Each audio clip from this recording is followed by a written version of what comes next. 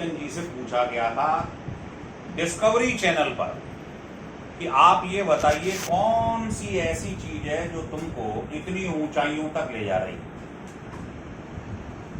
इतनी ऊंचाइयों तक ले जा रही है, वो कौन सी चीज है। तो वो बता रहे हैं कि देखिए, जब मैं नैनीताल में शेरवुड स्कूल में पढ़ा करता था और उस समय मैंने छोटी क्लासेस, जूनियर क्लासेस जो थी शेरवुड से करी हुई, तो मैंने क्या देखा कि वहां पर मैं 7वीं 8वीं क्लास में था, तो वहां हर साल एनुअल फंक्शन होता था, तो पेरेंट्स को भी बुलाया जाता था उसके अंदर। तो बोले हुआ क्या, मैं 6ठी 7वीं क्लास में था, तो सबने क्लास में बच्चों ने कहा कि ऐसा है कि यहाँ प्ले होगा तो उसमें आप पार्टिसिपेट करिए। अब बोले मैं शर्मीला प्रवृत्ति का था, तो मैंने मना कर दिया। बच्चों ने जबरदस्ती कर करके मुझे उस प्ले में हिस्सा लेने के लिए राजी कर दिया। मैंने हिस्सा लिया उसमें, तो मेरी आवाज भारी थी, तो बोले मेरा नंबर 1 आया, मतलब उस प्ले में मेरा नंबर 1 आ गया। 7th क्लास की बात थी। बोले मैंने अगले साल जब 8th क्लास में आई तो किसी ने मुझसे नहीं कहा कि आप प्ले में हिस्सा लो। बोले मेरे अंदर कॉन्फिडेंस जाग उठा, तो मैंने अगले साल खुद ही कह दिया मेरा नाम लिख लो, मैं उसमें पार्टिसिपेट करूंगा। लेकिन हुआ क्या, जैसे ही वो दिन आया और मेरे पिताजी, आप जानते हो हरिवंश राय जी बच्चन, वो भी नैनीताल आए हुए थे, तो जिस दिन प्ले होना था उससे 2-3 दिन पहले मैं बीमार हो गया।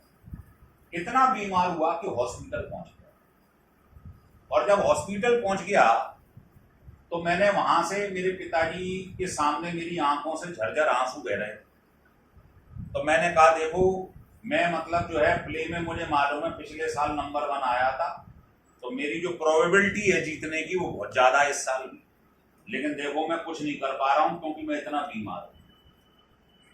तो उनके पिताजी ने एक बात कही, तो अमिताभ बच्चन ये कहते हैं कि उस बात को मैं आज तक अपने जीवन में पकड़ा हुआ हूं, और वही एक ऐसी चीज है जो मुझे जीवन में आगे ले जा रही है। वो चीज ये है कि मेरे पिताजी ने ये कहा कि बेटा, अगर जीवन में कोई आप काम करो और वो हो जाए तो बहुत बढ़िया, और अगर नहीं हो तो समझ लेना और बढ़िया। मेरी बात समझो। वो इसलिए क्योंकि देखो, हमारा जीवन कौन चला रहा है? प्रभु। और प्रभु के सब हम कौन है? बच्चे। और बाप कभी नहीं चाहता है कि मेरा बेटा बेकार निकल जाए। अगर आप किसी काम में सफल नहीं होते हैं तो प्रभु संकेत दे रहा है कि और मेहनत करिए, तो इससे भी और ऊपर जगह पे जाने वाला है। आप बात को समझे? तो मैं आपको ये समझा रहा हूं, आज अगर मैं अपने समय में, मैंने भी तो इंजीनियरिंग के पेपर दिए, आप क्या सोच रहे हैं? क्या वैसे ही 12th में बस पढ़ा रहा हूं? बस शुरू के 3-4 साल तक तो मुझको भी नहीं मालूम था मैं टीचर बनूंगा।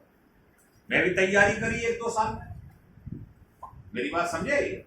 लेकिन प्रभु को ये मंजूर नहीं था, और आज मुझे ये लगता है कि मैं इंजीनियर नहीं बना, ये मेरे लिए बहुत बढ़िया। उस समय बड़ा दुखी हुआ था पहले साल, क्योंकि मैंने जिन बच्चों को पढ़ाया वो कंपटीशन में निकले और मैं नहीं निकल पाया।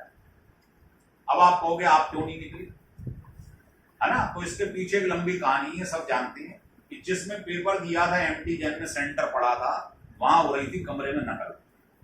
तो नकल हो रही थी तो क्या होता है, कंपटीशन के अंदर अगर ये मालूम पड़ जाए इस कमरे में नकल चल रही है तो पूरा कमरा सील कर दिया जाता है। उसमें क्या होता है, गेहूं के संग घुन भी पिस जाते हैं, जो अच्छे बच्चे होते हैं वो भी पिस जाते हैं। तो ऐसे आगरे के कई कमरों में नकल चली, तो अच्छे अच्छे बच्चे उसमें पिस गए। ये बात हमें मालूम नहीं पड़ती, लेकिन हमें तब मालूम पड़ी कि हमारे पास एक लड़का पढ़ता था, समझे? उसके भाई साहब HPTI कानपुर के अंदर केमिकल ब्रांच के हेड थे, और उस साल जो पेपर कंडक्ट कराया गया था MNR का, जिसको बाद में AIEEE बोलते हैं, उन्होंने ये बताया कि भाई ये कमरे जो थे आगरे के या और जगहों के, ये सील हो गए थे, इनमें नकल चल रही थी। तो प्रभु ने यह सोच रखा था कि विस्सर आपको निकल नहीं दी दे। आज हम इंजीनियर नहीं हैं, हम इंजीनियर की फैक्ट्री। हमारे यहाँ से कई व्यक्ति जो हैं डॉक्टर बने, इंजीनियर बने, टीचर बने, और हम कहीं नहीं गए। हम अपने घर पे गए, हमें अपने माता पिता की सेवा का मौका मिला। नहीं, हमने देखा है अगर हम इंजीनियर डॉक्टर बन जाते तो हमें उतना सम्मान नहीं मिलता जो आज की तारीख में मिलता है। आज भी हम किसी शादी में चले जाएं तो 10-20 बच्चे वहां बीच में से भीड़ को चीरते हुए पैर छूने आते। तू बता किसी डॉक्टर इंजीनियर के कोई पैर छूता कभी भीड़ में से? टीचर का जो सम्मान है जीवन में किसी का सम्मान नहीं। मेरी बात समझ रहे हैं? तो प्रभु किसी के लिए गलत नहीं सोचता है। अगर आपका मान लो आप बनना चाहते हो इंजीनियर और नहीं बन पाए, मेहनत में कोई कमी मत रखो, फिर भी आपका सिलेक्शन नहीं हो तो ये मत सोचो जिंदगी खत्म हो गई। नहीं, ईश्वर ने आपके लिए और अच्छा सोच रखा। तो अमिताभ बच्चन कहते हैं कि मैंने उस चीज को जीवन में पकड़ लिया। आज मैं कोई फिल्म बनाता हूं और फिल्म मेरी नहीं चल पाती है तो मैं निराश नहीं होता हूं, मैं उससे और बढ़िया फिल्म बनाने की कोशिश करता हूं। मेरी बात समझे? तो ईश्वर प्रेरणा देता है हमेशा कि अगर आप किसी चीज में सक्सेस नहीं मिली तो ये नहीं निराशावादी हो जाओ, खाली बैठे रहो।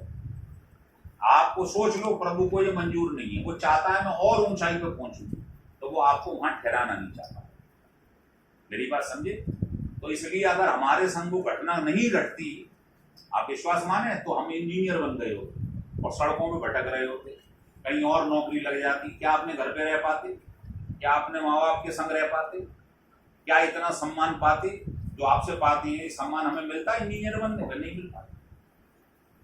मेरी बात समझ रहे हो? तो इसलिए कभी भी निराशावादी मत। तो अमिताभ बच्चन की बात को याद रखो। जब मैंने शुरू में बोला था तो आपको लगा होगा पता नहीं क्या बोल गए, कि अगर जीवन में कोई काम करो सक्सेस मिल जाए तो अच्छा, और नहीं मिले तो और अच्छा, क्योंकि ईश्वर बार बार समझा रहा है कि नहीं, तुझे यहां नहीं रुकना, तुझे और ऊपर जाना है, इसलिए और मेहनत कर, तो इससे भी आगे जाएगा। समझ में आ गई बात? चलो बेटा, ये रोकते नहीं इसको हम। चलिए।